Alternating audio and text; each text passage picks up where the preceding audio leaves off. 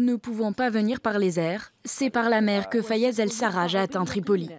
L'aéroport est contrôlé par des milices islamistes hostiles à son arrivée. Dans une brève allocution, le nouveau chef du gouvernement national libyen, soutenu par les Nations Unies, s'est engagé à faire de la réconciliation sa priorité. Avec l'aide de Dieu et avec le soutien de chacun, nous allons créer un État avec des institutions et des lois. Grâce à l'aide des Libyens, nous allons travailler à la mise en place d'un cessez-le-feu et nous mettrons fin au bain de sang en Libye. Une tâche qui s'annonce difficile. Son arrivée a fait monter les tensions d'un cran. Dans la soirée, des tirs ont été entendus dans la capitale. Plusieurs routes ont été bloquées. Le chef du gouvernement basé à Tripoli a sommé Fayez El-Sarraj de quitter la ville.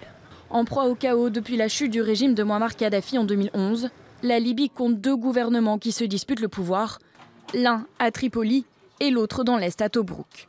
Pour sortir le pays de la crise, un gouvernement d'union a été mis en place après un accord politique signé fin 2015 sous l'égide de l'ONU.